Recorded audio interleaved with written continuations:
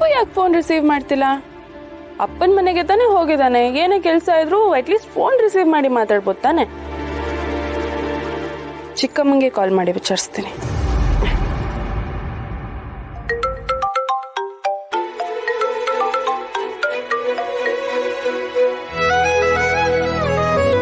Hello, ಏನಮ್ಮ ಶ್ರಾವಣಿ, ಗಂಡನ್ ಪ್ರೀತಿ ಸಿಕ್ಕಿದ್ಮೇಲೆ ತವ್ರ ಮನೆಯವ್ರನ್ನೆಲ್ಲ ಮರ್ತ್ಬಿಟ್ಟ ಹೇಗೆ?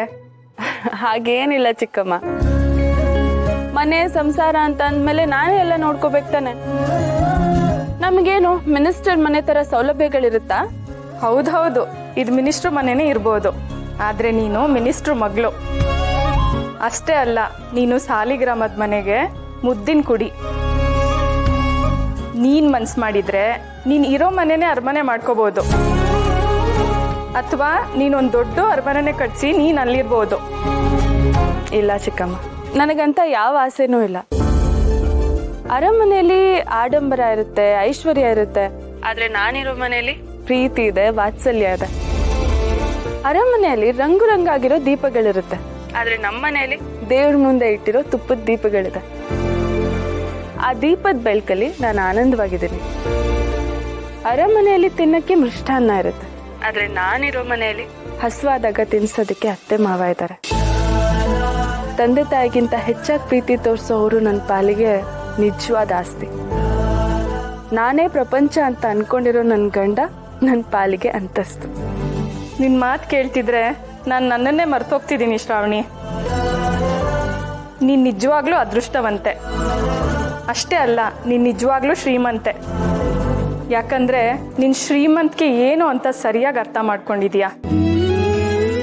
ಚೆನ್ನಾಗಿರು ಶ್ರಾವಣಿ, ನಮಗಷ್ಟೇ ಬೇಕಾಗಿರೋದು. ಹೌದು ಚಿಕ್ಕಮ್ಮ, ಆದ್ರೆ ಇಷ್ಟೊಂದು ಪ್ರೀತಿ ಇರೋ ಕಡೆ ಸಣ್ಣ ಕಿರಿಕಿರಿನೂ ಇರುತ್ತೆ. ಕಿರಿಕಿರಿನಾ? ಏನಮ್ಮ ಅದು? ನಾನು ಸುಬ್ಬು ಈಗಷ್ಟೇ ಪ್ರೀತಿಯಿಂದ ಒಂದಾಗಿದ್ದೀವಿ, ಆದ್ರೆ ನಮ್ಮಿಬ್ರು ಒಟ್ಟಿಗೆ ಇರಕ್ಕೆ ಬಿಡ್ತಾ ಇಲ್ಲ. ಅದೇನೋ ಗ್ರಹಗತಿ ಅಂತೆ, ಮುಹೂರ್ತ ಅಂತೆ, ಹಾಗೆ ಹೀಗೆ ಅನ್ಕೊಂಡು ನಮ್ಮಿಬ್ರನ್ನ ದೂರ ದೂರ ಮಾಡಿಟ್ಟಿದ್ದಾರೆ. ಅದೆಲ್ಲ ಹೇಳ್ತಿರೋದು ನಿಮ್ ಒಳ್ಳೇದಕ್ಕೆ ತಾನೇ. ಒಳ್ಳೇದಾಗುತ್ತೋ ಬಿಡುತ್ತೋ, ಆದ್ರೆ ಕಷ್ಟ ಅಂತೂ ಆಗ್ತಿದೆ ಚಿಕ್ಕಮ್ಮ. ಹೇ ಕಳ್ಳಿ, ಇಷ್ಟ ದಿನನೇ ಸುಬ್ಬು ಪ್ರೀತಿಗೋಸ್ಕರ ವೇಟ್ ಮಾಡಿದ್ಯಾ, ಇನ್ನೊಂದ್ ಸ್ವಲ್ಪ ದಿನ ಕಾಯಕ್ಕಾಗಲ್ವಾ?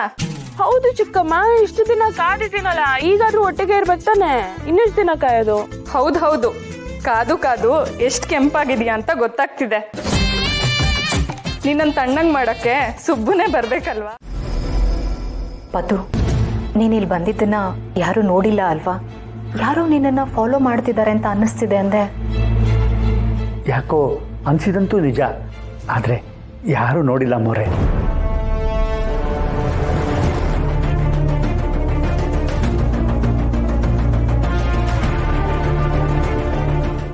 ತಗೊಳ್ಳಿ, ತರಕಾರಿ ಹಣ್ಣು ಎಲ್ಲ ಇದೆ. ಪತು, ಇದೆಲ್ಲ ಯಾಕೆ ತರೋಕ್ ಹೋದೆ? ಏನಮ್ಮ ಹೀಗಂತೀರ? ನಾನು ಯಾವತ್ತಾದ್ರೂ ಇಲ್ಲಿ ಬರ್ಬೇಕಾದ್ರೆ ಬರಿಗೈಯಲ್ಲಿ ಬಂದಿದ್ದೀನ?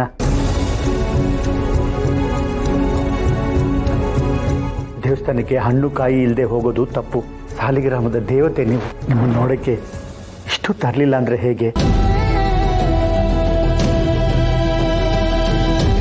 ಪದ್ದುಗೆ ಸಾಲಿಗ್ರಾಮದ ಮನೆ ಮೇಲಿರೋ ಗೌರವ ಹಾಗೇ ಇದೆ. ನನಗೆ ಮಾತ್ರ ಅಲ್ಲ ಪೃಥ್ವಿ, ನಿನಗಾಗ್ಲಿ ಯಜಮಾನ್ರಿಗಾಗ್ಲಿ ಎಲ್ರಿಗೂ ಯಾವತ್ತೂ ಆ ಮನೆ ಮೇಲೆ ಗೌರವ ಇದ್ದೇ ಇರುತ್ತೆ.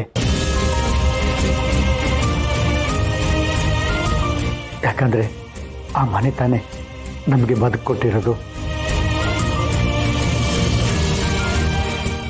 ಏನು ಕಾಣಿಸ್ತಾನೆ ಇಲ್ವಲ್ಲ? ಏನಂತ ಫೋಟೋ ತೆಗೆಯೋದು?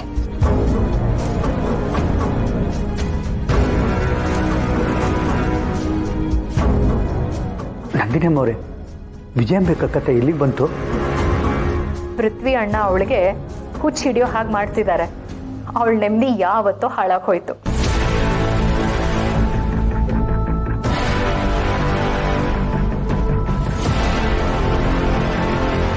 ವರ್ಷ ಅನುಭವಿಸಿರೋ ನರಕಕ್ಕೆ ನಾವು ಉತ್ತರ ಕೊಡೋದು ಬೇಡವಾ? ನಾವು 3 ಜನ, ವೀರು, ಪದ್ದು, ನಾನು ಎಷ್ಟು ಒಳ್ಳೆ ಗೆಳೆಯರಾಗಿದ್ವಿ. ಎಲ್ರೂ ದೂರ ದೂರ ಮಾಡ್ಬಿಟ್ರು. ಸಾಲಿಗ್ರಾಮದ ಮನೆ ಕತ್ಲಲ್ಲಿ ಕೊಳೆಯೋ ಹಾಗೆ ಮಾಡಿದ್ಲು.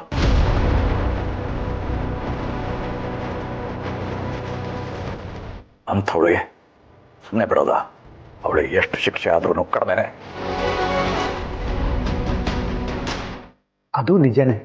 ಹಾಗಂತ ದುಡ್ಕೋದು ತಪ್ಪು. ನೀನು ತಪ್ಪಿಸ್ಕೊಂಡಿದ್ದೀಯ ಅಂತ ಗೊತ್ತಾದ ಮೇಲೆ ಆ ವಿಜಯಾಂಬಿಕಾ ಸುಮ್ಮನೆ ಇರೋಳಲ್ಲ. ಅವಳೇನೋ ದೊಡ್ಡದಾಗಿ ಪ್ಲ್ಯಾನ್ ಮಾಡ್ತಿರ್ತಾಳೆ.